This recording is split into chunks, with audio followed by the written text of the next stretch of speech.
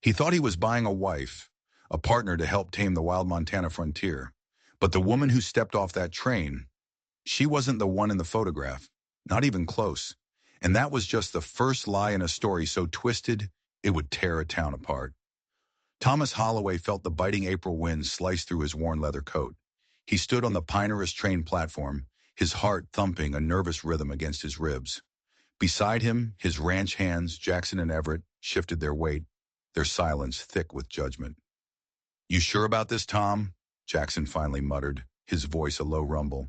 "Mail-order bride's a hell of a gamble." Thomas just grunted, his eyes fixed on the plume of smoke growing in the distance. At 35, he was done. Done with the silence of his empty ranch house, done with his own burnt cooking, done with the endless nights where the only company was the howling wind. He'd spent 6 months writing to a woman named Elelanina Walsh. Her letters were sharp, witty, full of a gentle spirit that seemed to promise warmth in his cold world. The photograph she'd sent showed a woman with kind eyes, a sweet smile, and a slender neck. It was a simple portrait, just her face and shoulders. It was enough. Or so he'd thought. The train screamed to a halt, a beast of iron and steam. Doors hissed open. A conductor helped a woman down, and Thomas's world stopped. This woman was not slender. Her blue traveling dress was stretched tight across a full bosom and wide hips. Her cheeks were round, flushed from the journey. She was substantial, a big woman. He heard Jackson let out a barely suppressed snort. A flash of white-hot anger shot through him, but it was quickly drowned by a colder, deeper flood of doubt. Had she tricked him? Elena's eyes, a startling green, scanned the platform. They were anxious, searching. When they landed on him, a flicker of recognition crossed her face. Then a smile, a tentative, hopeful smile that was just as beautiful as the one in the photograph. She clutched her suitcase and started toward him, her steps determined. "Mr. Holloway?" Her voice was soft, refined, the voice from the letters. He managed to tip his hat. "Miss Walsh." The silence that fell between them was a chasm. The crowd on the platform, always hungry for drama in a town as small as Pinehurst, began to murmur. The whispers started like a slow poison, seeping into the air. "Did you see the size of her?" "Poor Thomas. Thought he was getting a wife, not a whole congregation." "She'll eat him out of house and home before the first snow." Elena's cheeks burned crimson, but she lifted her chin, her gaze locked forward. And in that small gesture, Thomas saw a flash of steel that surprised him. He felt a flicker of admiration, quickly smothered by the crushing weight of his own disappointment. This was a mistake. A terrible, terrible mistake. The ride to the ranch was a long, painful silence.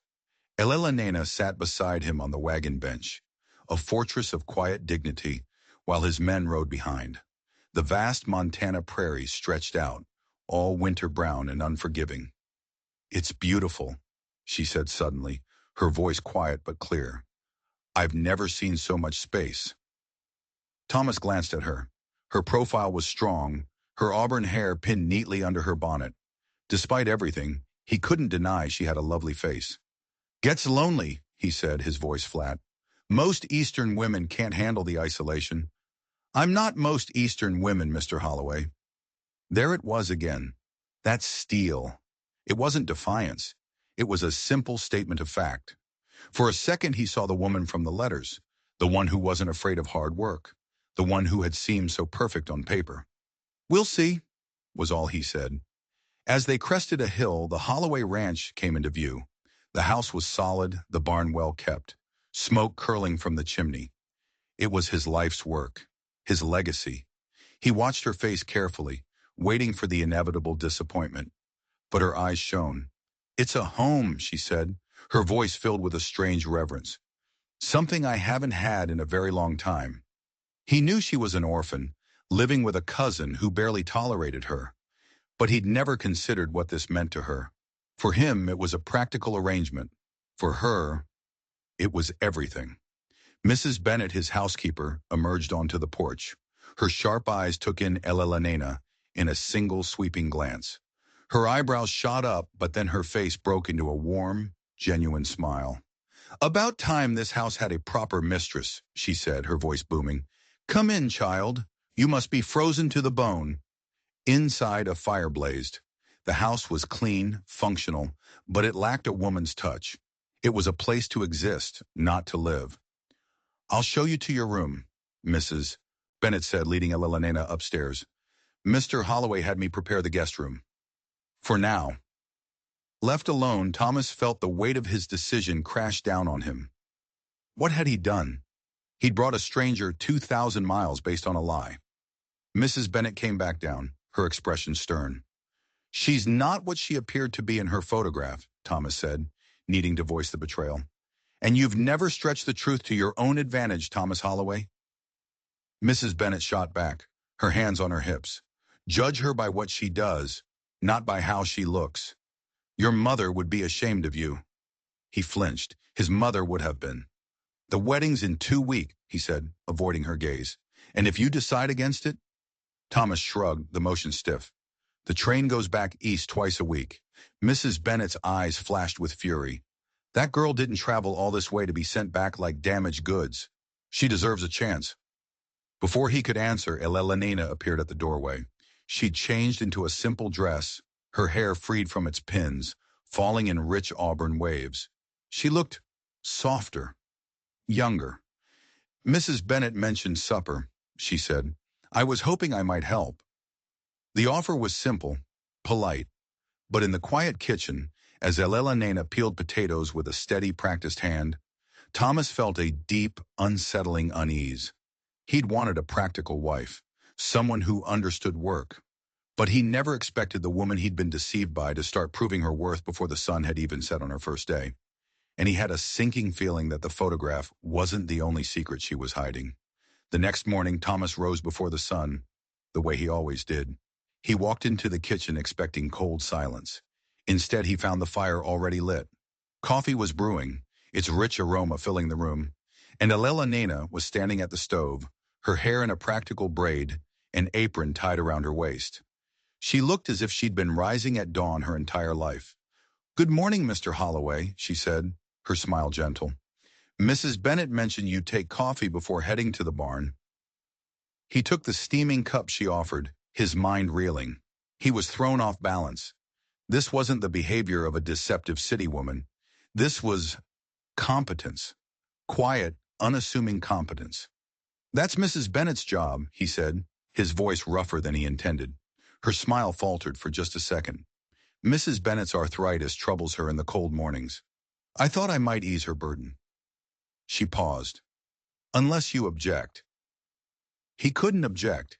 He just muttered a thank you and escaped to the barn, the coffee warming his hands but doing nothing to thaw the confusion in his chest. He spent the day mending fences, deliberately staying away from the house.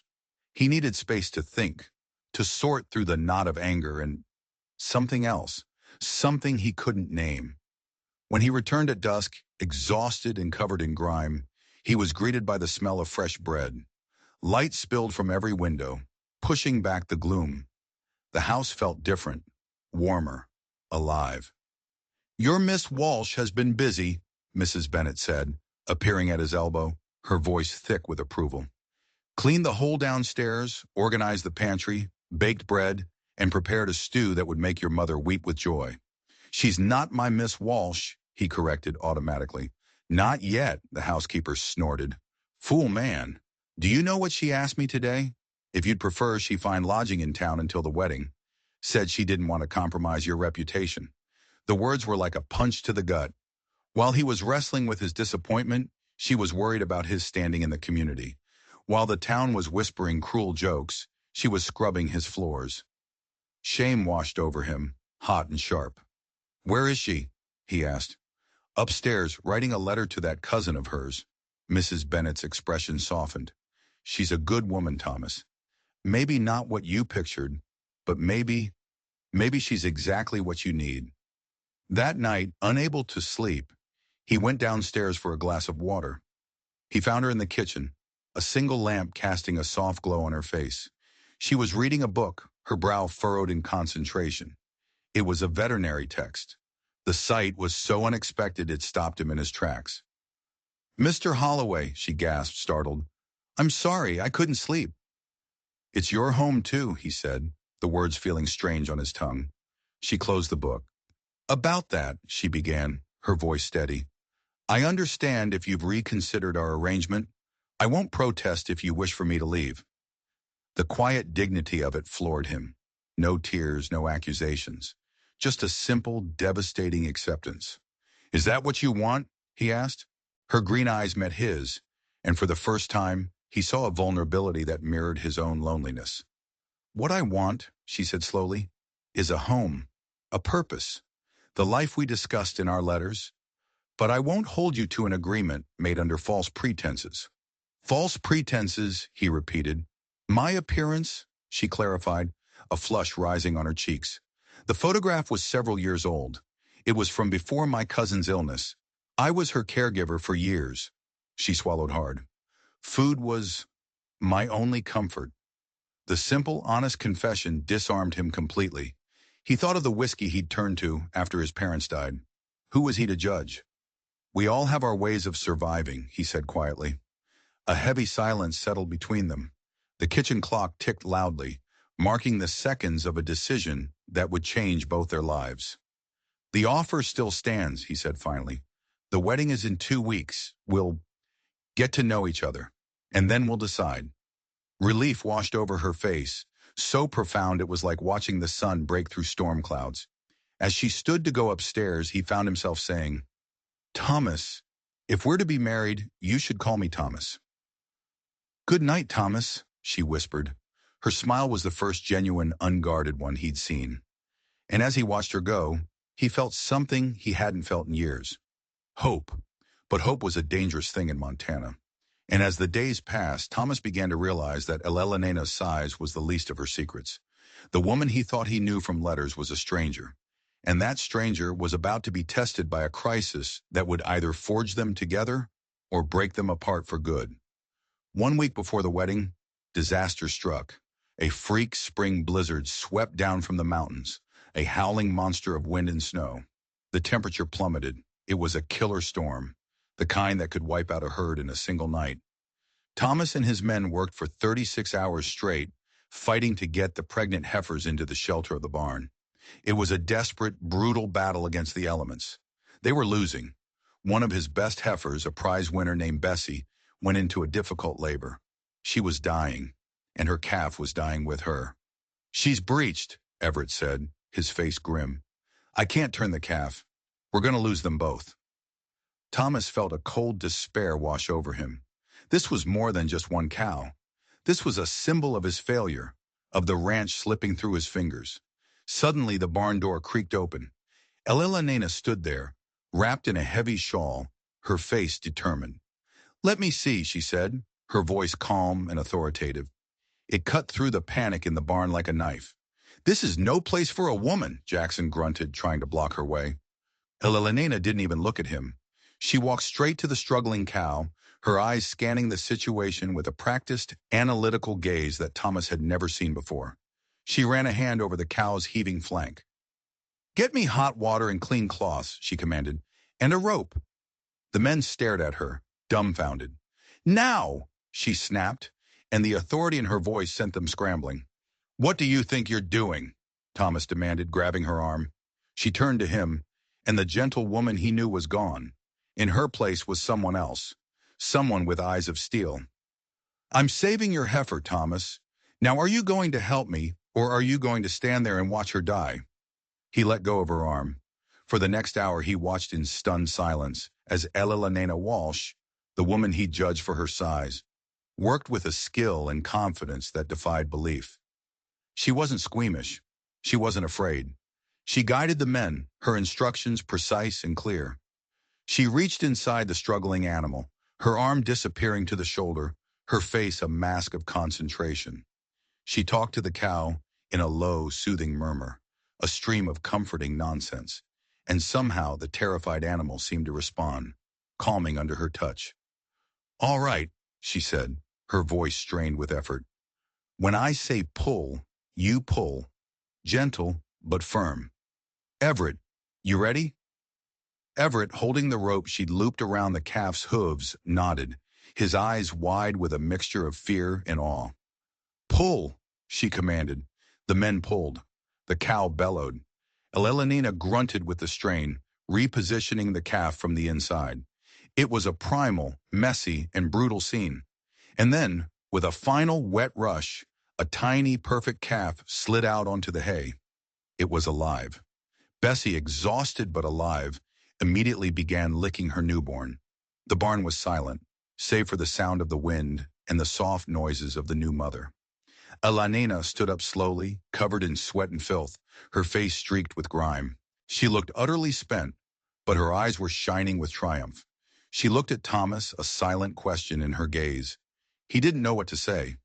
The woman who had studied veterinary texts in the dead of night wasn't just a reader. She was a practitioner. She had a skill, a powerful, life-saving skill she had never mentioned in any of her letters. Why? What other secrets was she hiding? Before he could ask, Jackson spoke, his voice filled with a reverence Thomas had never heard from him before. "Ma'am," he said, his hat in his hands, "I ain't never seen anything like that. Not even from the town vet." Elelenina just gave a tired smile. "My uncle had a farm. You pick things up." It was a masterful understatement, an obvious lie. This was more than picking things up. This was a deep, practical knowledge that had just saved Thomas a small fortune. As she walked out of the barn and back toward the house, Thomas watched her go, a storm of conflicting emotions churning inside him. He had been deceived by a photograph, but he was beginning to suspect he'd been deceived about everything else too. The woman he'd brought to Montana was a complete mystery. And the biggest mystery of all was why a woman with her incredible talents would answer a mail-order bride ad in the first place. There had to be a reason, a desperate one. The blizzard broke, leaving behind a world of pristine, deadly white. The immediate crisis was over, but the air in the Holloway Ranch house was thick with unspoken questions. Thomas found Elelenina in the kitchen, scrubbing her hands raw at the sink. "How did you do that?" he asked, his voice quiet. She didn't turn around. "I told you. My uncle had a farm." "No," he said, stepping closer. "That wasn't farm work. That was something else. Where did you learn it?" She finally turned, her green eyes weary. "Does it matter? The cow and the calf are alive. Your investment is safe." Her words were like a slap. "This isn't about my investment." "Isn't it?" she challenged, her voice sharper now. "Isn't that what I am to you? An investment? One that didn't quite match the prospectus?" He had no answer for that because she was right. "I'm not ungrateful," he said, the words feeling inadequate. "You saved her. You saved them both." "It's what a partner does, isn't it?" she replied, turning back to the sink. "They help where they are needed. They contribute." The conversation was over. She had shut him out. But the incident in the barn changed everything. The way his men looked at her was different now. The open skepticism was gone, replaced by a deep, grudging respect. Jackson, who had been the most critical, now tipped his hat whenever she entered a room. Everett started bringing her wildflowers he found near the creek. They saw her worth. Why couldn't he? He was still wrestling with that question when Herbert Miller, his cantankerous neighbor, rode into his yard, his face a thundercloud. "Holloway," Miller bellowed, "your fence is down at the north pasture. My prize bull got in with your heifers." Thomas's blood ran cold. Miller's bull was a notoriously mean beast. "Is there any damage?" "Damage?" Miller spat. "The bull's worth more than this whole sorry excuse for a ranch. If he's hurt, you'll pay." As Thomas and Miller rode out, Elelenena watched from the porch, a strange, calculating look on her face. Thomas dismissed it, his mind focused on the confrontation ahead, but he should have paid more attention.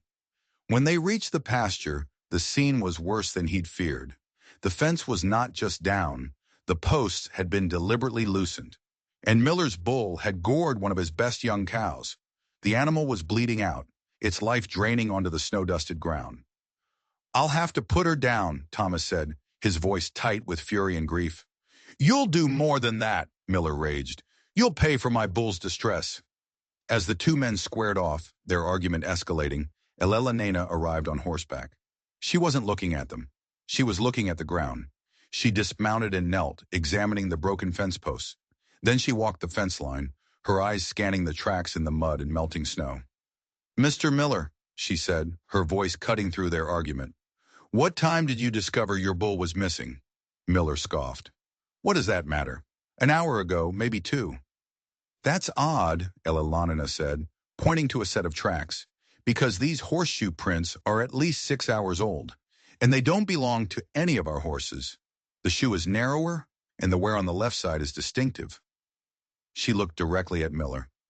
"And these boot prints next to the loosened posts, they're much too large to be Mr. Holloway's or any of his men's, but I'd wager they're a perfect match for the boots you're wearing right now." The world seemed to stop. Miller's face went from red to a pasty white. He was caught, utterly and completely caught. The fence hadn't just fallen, it had been sabotaged, and Alelanina, with her quiet observation and sharp mind, had just exposed him. She hadn't just saved a calf. She had just saved Thomas from a costly and fraudulent claim. She was a warrior, disguised as a housekeeper. Thomas stared at her, his heart hammering in his chest. This woman was a force of nature.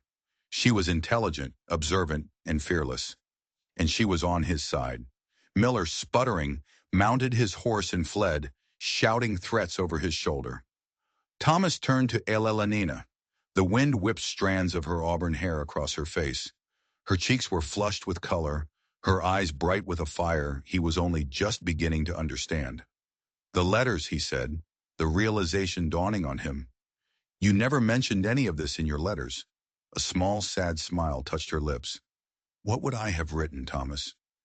"Dear sir, I am plain of face and full of figure, but I can birth a calf, spot a liar, and face down a bully. Will you have me?" She paused, her gaze unwavering. "Would you have answered that letter?" He opened his mouth to say yes, but the honest answer caught in his throat. No, he wouldn't have. He had been looking for a pretty picture, a gentle spirit to fill the silence. He had been a fool. The woman he needed wasn't the one in the photograph. She was the woman standing right in front of him. The confrontation with Miller left a mark. It wasn't just about a broken fence anymore. It was a declaration of war, and Alelanina was now on the front lines with him. That night, a fragile truce settled between them. They sat in the parlor, the fire crackling, the silence no longer awkward, but contemplative. "Why did you answer my ad, Alelanina?" he asked, the question that had been haunting him. "A woman with your skills. You could have done anything, been anything." She looked into the flames for a long moment before answering. "When my parents died, they left me with a small inheritance, just enough to live on if I was careful.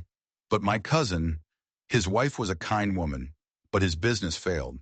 He saw my inheritance as a solution to his problems." Her voice grew quiet, filled with a pain that was years old but still raw. "He controlled everything.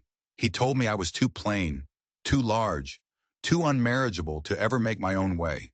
He said I should be grateful he allowed me to stay under his roof." She finally looked at him, her eyes shimmering. "He chose the photograph, Thomas. The old one.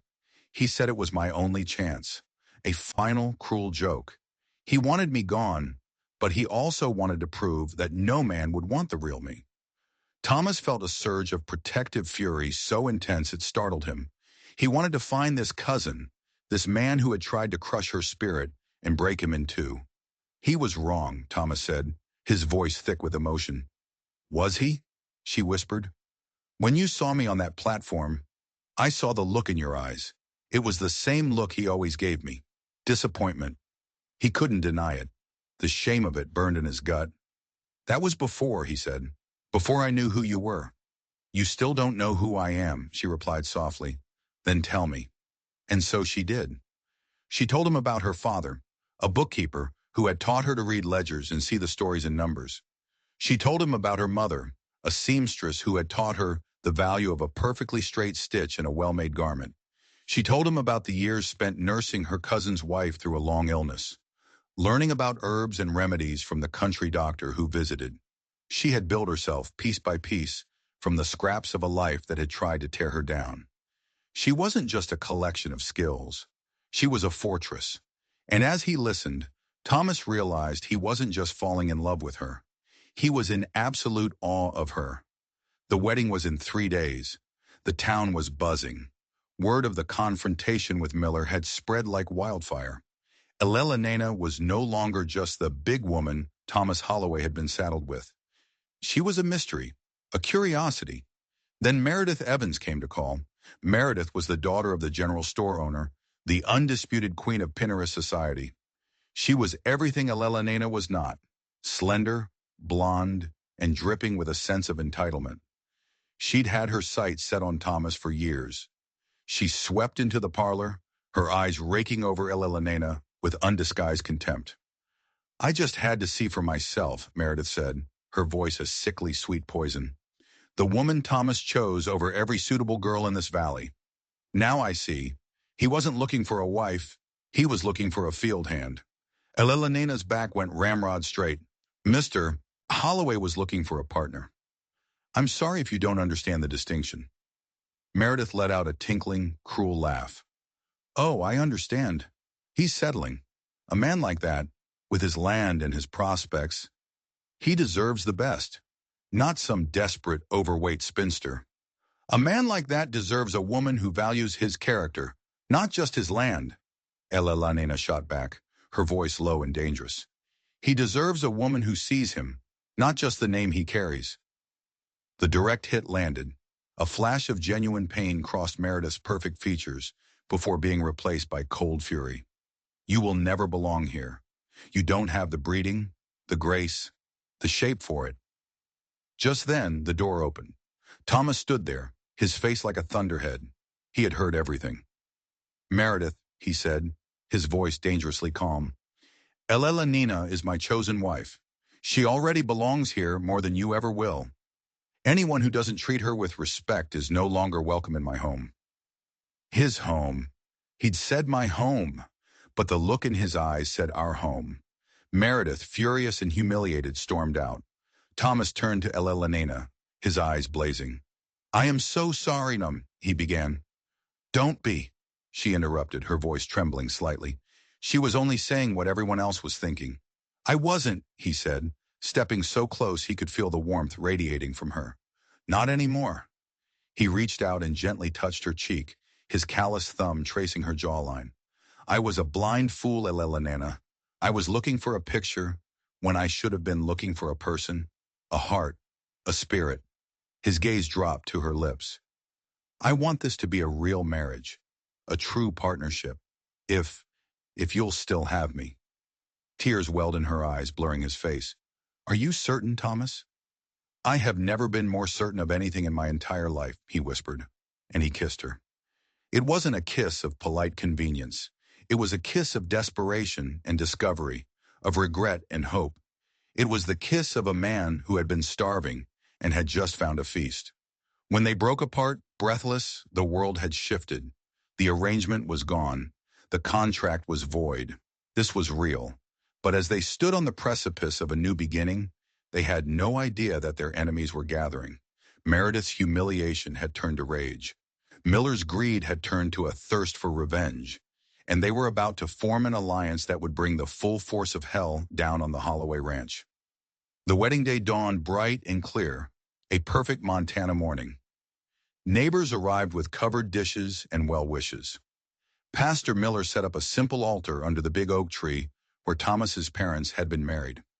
Elena wore Thomas's mother's wedding dress. It was a simple cream silk, and with a few of her own skilled alterations, it fit her perfectly. As she walked out of the house on Jackson's arm, an honor he had humbly requested, a hush fell over the gathered guests. She was not a slender beauty, but as the sun caught the auburn highlights in her hair, her green eyes sparkling with happiness, she was magnificent. She was radiant. Thomas watched her approach, and the look on his face silenced the last of the whispers. It was a look of pure, unadulterated adoration. Their vows were simple, their voices strong. When Thomas slid his mother's ring onto her finger, he leaned in and whispered so only she could hear. "The woman in the letters was a promise, but you are the truth." The celebration was joyous. For the first time, Elena felt the genuine warmth of the community. They had seen her courage, her skill, her dignity. They had seen Thomas's love for her, and they had accepted her. But as the sun began to set, casting long shadows across the valley, a sleek, black carriage pulled up. A man in a fine city suit stepped out. It was Maxwell Evans, Meredith's cousin from Denver, the banker she had bragged about. He was accompanied by Meredith herself, and her father, the store owner, and Herbert Miller. The four of them stood together, a united front of wealth and menace. The party ground to a halt. "Holloway," Evans said, his voice smooth and cold. "A beautiful day for a wedding. A shame to interrupt. We've come to discuss a business proposition." "Whatever business you have can wait," Thomas said, stepping in front of Elena protectively. "I'm afraid it can't," Evans replied, a predatory smile playing on his lips. He held up a sheaf of papers. "You see, as of this morning, I am the new owner of the Pinehurst Bank, and I've been reviewing the outstanding loans, specifically the very large one you took out after your parents died." Thomas went pale. The loan. It had been a weight on him for years. But the old bank owner was a patient man who understood the rhythms of ranching. "The terms of your loan," Evans continued, enjoying the moment, "include a clause allowing the note to be called in full should the ownership of the bank change hands. I'm exercising that clause." He dropped the papers at Thomas's feet. "You have 90 days to pay the loan in full, or I will be forced to foreclose and take possession of this ranch." 90 days, it was an impossible deadline. They would have to sell the herd, the land, everything. They would be ruined. It wasn't a business proposition. It was an execution. Miller smirked, his eyes filled with triumph. Meredith looked at Elena with pure, venomous hatred. This was her wedding gift. The joyful celebration had turned into a funeral. Their new life together was over before it had even begun. As the carriage rolled away, leaving a cloud of dust and despair, Thomas and Elena stood alone, surrounded by their shocked friends. Their home, their future, had just been given a death sentence. The 90-day deadline hung over the Holloway Ranch like a guillotine. The joy of the wedding evaporated, replaced by a frantic, desperate scramble for survival. Thomas was grim, poring over the account books day and night, searching for a solution that wasn't there. The numbers told a simple, brutal story. The ranch was profitable, but not profitable enough to pay off a 5-year loan in 3 months. Elena watched him, her heart aching. She saw the familiar despair in his eyes, the same hopelessness he'd felt after his parents died. But she was not going to let him retreat into that darkness again. "My father taught me about ledgers," she said, sitting down across from him at the kitchen table. "Let me help." He looked up, ready to refuse, to shoulder the burden alone. But he saw the steel in her eyes, the unwavering strength that had become his anchor. He pushed the books toward her. For days they worked together, a true partnership forged in crisis. She saw things he had missed, small efficiencies, potential new revenue streams. Her mind for numbers was as sharp as her eye for a liar. "We can't just defend, Thomas," she said one night, her voice filled with a new fire. "We have to attack." She started small. She turned her sewing skills into a business, taking in mending and alterations from other ranches. The small trickle of extra cash was a lifeline. Then she noticed the miners from the camp 30 miles north came into town for supplies. They were single men who needed sturdy clothes and repairs. She designed a line of reinforced work shirts and pants, and soon a steady stream of orders was flowing in. She was a businesswoman, a creator, and every dollar she earned was a small act of rebellion against Maxwell Evans. But their enemies were not idle. The pressure mounted. The general store, owned by Meredith's father, suddenly cut off their credit. Suppliers demanded cash up front. Rumors flew around Pinehurst that the Holloway Ranch was already bankrupt. Then came the sabotage. Fences were cut in the dead of night, cattle scattered. A small fire, quickly extinguished, was set in the hayloft. They were trying to bleed them out, to break their spirit with 1,000 small cuts. One evening, Thomas returned from a long day of repairs, his face etched with exhaustion. "They're trying to kill us, Elena. They're trying to kill the ranch." "Then we have to find a way to kill them first," she replied, her voice devoid of its usual softness. She had been thinking about the land itself. She remembered the veterinary techs but also the geology books she had read. She remembered walking the property with Thomas, him pointing out the different rock formations, the way the water flowed. The creek, she said suddenly. Wolf Creek. You said your family has the primary water rights, dating back to your grandfather. We do, he said. It's what makes this land so valuable. And Herbert Miller's land? It's downstream. He has secondary rights. He's always been bitter about it. An idea, wild and audacious, began to form in her mind. What if we could control the flow? Thomas stared at her. What are you talking about? Build a dam? That would take thousands of dollars we don't have. Not a dam, she said, her eyes gleaming. A diversion. Your grandfather's survey maps. They're in the old chest, aren't they? He was a clever man. He must have seen other possibilities for the land. Together they unrolled the old brittle maps. And there it was. A faint penciled-in line. A potential irrigation channel branching off from a narrow point in the creek, high in the hills. A channel that would divert a significant portion of the water flow directly to their parched western pastures, turning them into prime grazing land. It would also drastically reduce the amount of water flowing downstream to Herbert Miller's property. It was a ruthless, brilliant strategy. By improving their own land, they would devalue his. It was legal, protected by their primary water rights, but it was an act of war. We'd need every hand we have, Thomas said, a slow smile spreading across his face. And every friend. He put the word out. He didn't ask for charity. He offered fair wages to any rancher willing to help, to be paid after the crisis was over. To his astonishment, men started showing up. Ezra Wilson, the Wilsons, men who respected Thomas and had come to admire Elelanina. They knew that if a predator like Maxwell Evans could devour the Holloway Ranch, their own properties would be next. For weeks they worked under the hot Montana sun, a small army of ranchers and cowboys, digging the diversion channel with shovels and sweat. It was backbreaking, relentless work. Elelanina organized the camp, cooking for the men, tending to their injuries, her quiet strength fueling their efforts. Miller and Evans watched, furious but powerless. They had underestimated the community. They had underestimated the bond between Thomas and Elelanina. With only 2 weeks left until the deadline, the channel was complete. The day they opened the floodgates was a day of reckoning. Water, cool and clear, rushed into the new channel, gushing onto the dry western fields. It was the sweet, beautiful sight of salvation. Downstream, the mighty Wolf Creek dwindled to a sluggish trickle. Herbert Miller was ruined. His best pastures would wither. His herd would have to be sold off at a loss. But Maxwell Evans was not a man to accept defeat. He had lost a battle, but he had no intention of losing the war. He saw the new, lush pastures on the Holloway Ranch, and his greed only intensified. He couldn't take the ranch through foreclosure anymore. The value of the property had just skyrocketed, so he decided to take it another way. Through fire. The night was hot and still. A dry wind whispered through the tall grass, a perfect night for a wildfire.